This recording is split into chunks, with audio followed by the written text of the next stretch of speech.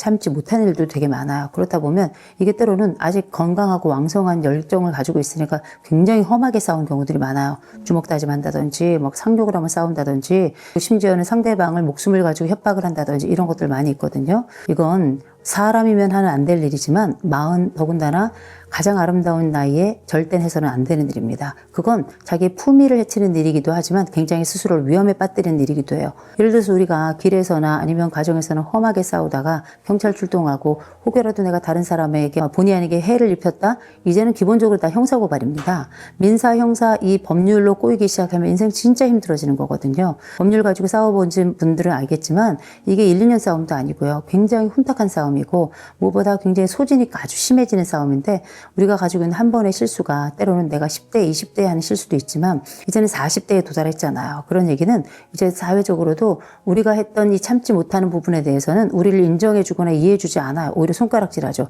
나이를 처먹을 만큼 처먹은 놈이, 나이를 먹을 만큼 먹은 놈이 어떻게 저 정도도 못 참아서 저 따위 상황까지 가냐 이렇게 이야기를 해요. 그리고 이제 우리는 누군가를 또 책임져야 될 나이입니다. 이 책임을 진다는 건 나도 자신을 책임지지만 타인을 또 책임지고 이 사회를 또 책임져야 되는 부분에 있어서는 어른의 무게, 어른의 역할, 대가를 우리가 상당 부분 치러야 돼요. 그걸 무조건 나쁘게 볼 게 아닌 게 우리가 그것도 이익도 혜택도 얻습니다. 이 험한 싸움에 휘말리잖아요. 그때부터는 우리는 사람 아닌 사람이 돼요. 헐크같이 돼버리잖아요. 이성을 잃어버리게 되고 나 아닌 사람처럼 싸우고 나 아닌 사람같이 행동하고 말하고 패고 이런 과정에 들어가게 되면 진짜 사람답지 않은 사람처럼 대접을 받게 됩니다. 그리고 때로는 이런 평판 내리 돌이킬 수 없는 상황으로까지 갈 수 있어요. 마흔이 됐다? 이젠 험한 싸움을 해서는 안 된다. 그리고 이런 험한 싸움은 생각도 하지 말아라. 다만 제가 우려가 되는 게 뭐냐면 이 세대가 가지고 있는 이 능력주의라고 하는 건 보통 문제가 아니에요. 능력이 있으면 예를 들어서 우리 반에 수학을 잘하는 남자애가 있잖아요. 다 형이라고 불러요. 걔를. 왜냐? 능력이 있으면 얘는 그냥 인정하는 거예요. 그래서 40세대들부터 뭘 이야기하냐면 실제 이 사람이 성격이 이상해도 그리고 아주 때로는 다소 폭력적인 부분이 있어도 그냥 이 사람이 능력이 있잖아요. 그냥 인정해버려요. 그래서 재벌에 대해서 40대부터는 재벌에 대해서 부정적이질 않아요. 50대 이상부터는 재벌하면 옥스퍼드 사전에 친족들 간에 거래해가지고 족벌체제 이렇게 쭉 나오는데 그거 찾아보지도 않아. 능력이 있으니까 어쨌든 거기까지 간 거 아니야? 이게 능력주의가 가지고 온 가장 핵심적인 단어라고 보시면 될 것 같아요. 40들이 생각하고 있는 능력 있는 사람들의 핵심은 주특기로 하나 정도는 아주 명확하게 가지고 있는 사람. 이 사람은 인간성이야. 이 사람은 아주 유능해. 이 사람은 관계를 잘 맺어. 이 사람은 아주 재밌어. 한 가지 주특기만 가지고 있어도 이 세대는 다른 사람들을 인정합니다. 나라는 사람은 어떤 특기를 가지고 있나 생각해보면 가진 게 없는 경우들이 태반이에요. 빈손이라고 생각하는데 그렇지 않아요. 왜냐하면 우리가 지금 40대까지 왔다는 건 뭔가를 했기 때문에 온 거예요. 아무것도 안 한 자는 여기까지 올 수 없는 겁니다. 그럼 나는 뭘 했나 생각해보면 나름 성실했어요. 또 나름 또 함께 어울리려고 애를 썼고요. 그리고 내가 지금 직장에서나 집에서나 내 역할을 어느 정도는 감당해 왔고 그게 잘했다 못했다 하지만 어쨌든 내가 함께하는 이 지역사회, 이 가정, 이 직장에서 어쨌든 내 역할을 꾸준히 하고 있는 거 아니에요? 내가 가지고 있는, 내가 발견하지 못한 주특기가 없을 뿐이지 실제 우리가 잘 발굴해보고 잘 뒤져본다면 어쩌면 융합된 주특기가 있을 수 있다. 적절한 성실성과 적절한 순발력과 적절한 인간관계 능력과 적절하게 자기를 돌본 능력 이런 것들이 골고루 있었기 때문에 우리가 여기까지 온 거거든요. 남들과 같은 탁월성이 없어도 괜찮다. 내 스스로를 요 정도 유지하면서 다른 사람들과 적당히 관계 유지하고 내 가족과의 관계 아주 나쁘지만 않고 때로는 위기가 생겼을 때 극복해 본 경험이 있고 지금도 그 극복을 꿈꾸고 있다면 나는 괜찮은 사람이고 앞으로도 다른 사람들과 괜찮은 40대를 살아갈 가능성이 굉장히 높다라고 말씀드리고 싶어요. 절대로 하면 안 되는 것, 품격 있는 마흔을 보내기 위해서. 제일 먼저 험하게 싸우면 안 돼요. 되게 중요해요. 마흔이 되면 역할이 많아져서 이런저런 해결해야 될 일이 많거든요.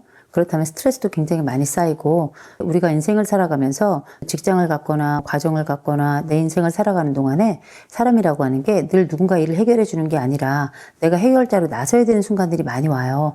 더군다나 이제 그 중간 나이라고 하는 이 사회적으로는 아주 중요한 나이인 마흔이 되면 내가 해결자로 나서가지고 뭔가를 해야 될 텐데 때로는 이게 참을 수 있는 일도 있지만 참지 못하는 일도 되게 많아요. 그렇다 보면 이게 때로는 아직 건강하고 왕성한 열정을 가지고 있으니까 굉장히 험하게 싸운 경우들이 많아요. 주먹 다짐한다든지 상욕을 하면 싸운다든지 심지어는 상대방을 목숨을 가지고 협박을 한다든지 이런 것들 많이 있거든요. 이건 사람이면 하는 안 될 일이지만 마흔 더군다나 가장 아름다운 나이에 절대 해서는 안 되는 일입니다. 그건 자기 품위를 해치는 일이기도 하지만 굉장히 스스로를 위험에 빠뜨리는 일이기도 해요. 예를 들어서 우리가 길에서나 아니면 가정에서는 험하게 싸우다가 경찰 출동하고 혹여라도 내가 다른 사람에게 본의 아니게 해를 입혔다? 이제는 기본적으로 다 형사고발입니다. 민사, 형사 이 법률로 꼬이기 시작하면 인생 진짜 힘들어지는 거거든요. 법률 가지고 싸워본 분들은 알겠지만 이게 1, 2년 싸움도 아니고요. 굉장히 혼탁한 싸움이고 무엇보다 굉장히 소진이 아주 심해지는 싸움인데 우리가 가지고 있는 한 번의 실수가 때로는 내가 10대, 20대에 하는 실수도 있지만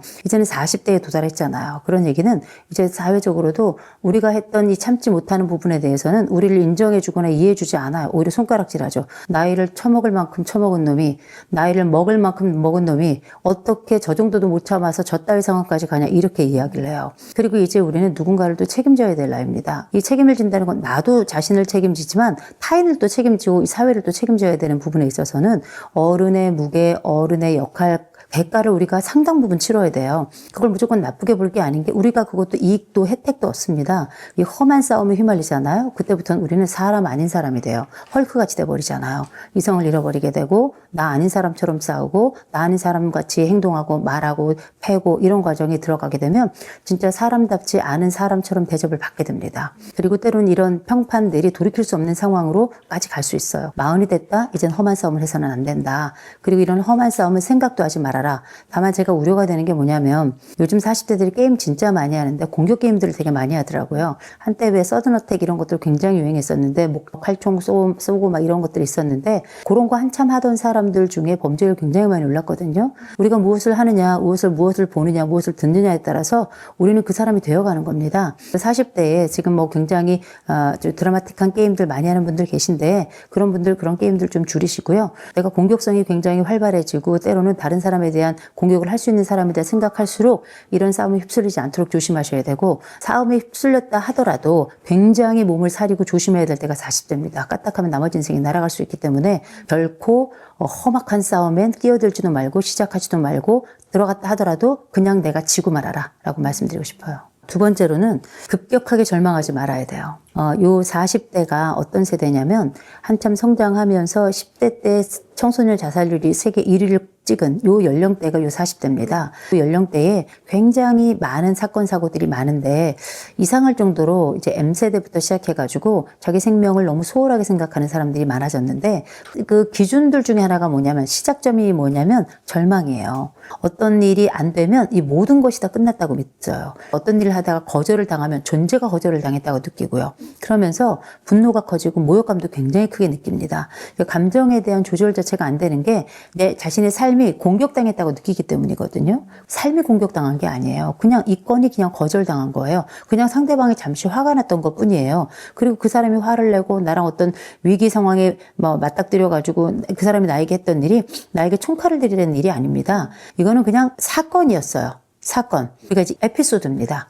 그냥 잠시 어쩌다 한번 일어난 일인 거예요. 그런 걸 마치 인생에 대단한 엄청난 일이 일어났다고 생각하지 마세요. 왜냐하면 이게 내 인생의 치명타라고 생각하는 순간 우리가 절망하거든요. 근데 우리가 태생적으로 그 성장 과정에 또 청년기를 지내면서 굉장히 사회적으로 어려운 일을 많이 겪었어요. 그러면서 다른 세대들보다 훨씬 더 빠르게 꺾입니다. 빠르게 절망해요. 그러나 기억하셔야 돼요. 우리가 빠르게 꺾이는 세대구나. 요 나이대 성장 배경을 가진 사람들이 원래 빠르게 그렇게 절망하는 세대구나. 그걸 알고 있어야 돼요. 그럼 어떻게? 이게 영원한 절망이 아니라 우리가 가지고 있는 세대가 겪는 아주 일반적인 이야기일 수도 있고 지나가는 사건이라는 걸 우리가 잊어서는 안 돼요. 일어났던 경험, 또 좌절했던 경험들이 있는데 이번 경험이 지금 현재의 절대값이 굉장히 크고 깊다 하더라도 다른 사람에게 꼭 물어봐야 됩니다. 이 경험이 나중에 어떻게 될 것 같은지, 또 이런 경험을 했던 사람들은 어떻게 일어났었는지, 이런 것들을 바깥에서 자원을 가져다가 내 삶을 일으킬 준비를 하셔야지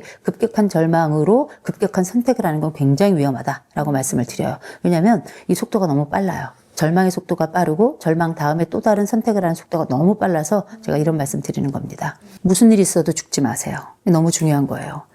요즘 우리가 인생을 살아간다는 게 녹록지는 않아요. 그리고 우리가 인생을 살아가면서 정말 극단적인 선택을 하고 싶은 순간들이 있습니다. 뭐 사람이라는 게 다 그렇잖아요. 이 순간 끝나고 나면 다 평화로워지겠지? 그렇게 생각하면 안 되는 것이 우리는 정말 위태로운 순간들이 꽤 있었어요. 그런데 그 순간에 참 이상합니다. 때로는 시간이 도와요. 때로는 누군가 도와요. 때로는 시스템이 도와요. 그래서 이 시간이 지나가면 이 고통이 반드시 내가 생각하는 끝에 그 순간 끝에 마지막 극단적 선택을 통해서만 끝나는 게 아니에요. 굉장히 이상할 정도로 나중에 시간이 지나가면서 풀어집니다. 그때의 마음도, 그때의 그 행동도, 그때의 그 수치도, 그때의 그 죄책도 시간 지나가면서 다 인간이 흐려져요. 그건 신의 선물이에요. 신은 인간에게 생명만 선물한 게 아니고요. 망각도 선물했습니다. 그래서 이 생명과 이 망각이 함께 만나면서 우리는 때로는 잊혀짐의 기쁨도 또 우리의 마음의 편안함도 그렇게 얻는 거예요. 너무 힘들고 어렵잖아요. 제일 먼저 자야 돼요. 자서 내가 가지고 있는 이 고통의 얼개 속에서 나를 조금은 편안하게 해줄 필요가 있어요. 그러나 두 번째는 뭐라 했냐면 일어나서 밥 먹어요. 밥 먹어야 돼요. 사람이 힘들고 어렵고 절망 상태에 빠지면 밥 안 먹거든요. 또 내가 40대 아직 건강하고 왕성하니까 또 입맛이 없으니까 안 먹는데 사람은 밥 안 먹으면 더 우울해지고요. 안 먹으면 일도 더 안 풀려요. 안 먹잖아요. 훨씬 더 정서적으로도 불안정해집니다. 딱 밥 먹고 벨트 딱 메고서 어떻게 이 문제를 해결해야 될지에 대해서 50대 찾아가세요. 50대에 그 유사한 경험을 가지고 있는 나와 비슷한 현장에 있었던 사람들 분명히 있어요. 내가 죽지 않고도 마지막까지 어떤 방법을 찾아봐야 되잖아요. 그 방법들을 찾아보잖아요. 찾아가는 과정 자체가 나를 살리는 길이고요. 또 그 과정에서 만난 사람들이 우리들에게 해주는 그 꿀과 같은 그들의 눈물 없이는 들을 수 없었던 그들도 눈물로 다시 일어났던 바로 그 사건들과 그 장면들과 그 조언들을 통해서 나도 일어날 수 있어요. 가장 어려운 문제 중에 하나가 정서 문제도 있고 돈 문제도 있고요. 또 관계 문제도 있고요. 이 세상의 모든 것들이 다 문제일 수 있어요. 근데 한 번 죽겠다고 시작하면 그 다음번에도 똑같은 방법을 선택하게 됩니다. 사람은 이게 가장 어리석은 방법인 줄 알면서도 가장 먼저 선택하게 되거든요. 저는 그거 정말 바보 같은 일이라고 생각해요. 왜냐하면 나도 알아요. 이게 어리석은 선택이라는 걸. 그런데 어리석은 선택을 할 수도 있어요. 사람이. 원래 인간이 어리석잖아요. 그러나 다른 방법도 선택해보고 그 어리석은 방법을 선택하자라고 말씀드리는 거예요. 근데 다른 방법을 이미 여러 가지 선택해보잖아요. 반드시 길이 있어요. 반드시 돕는 자가 나옵니다. 정서적으로 돕거나 실질적으로 돕거나 또 큰 도움이 안 되더라도 작은 도움을 또 주는 사람들이 있어요. 이 과정을 거치면서 때로는 시스템이 돕잖아요. 여러 상담 센터도 있고 무료 상담받을 때도 많고 이런 내가 어떤 신용불량이나 파산의 위기에 있을 때라도 나의 그런 상황들에 대해서 사회가 여러 그 회복 과정을 돕는 이런 체제들이 있잖아요. 그러니 살아야 된다.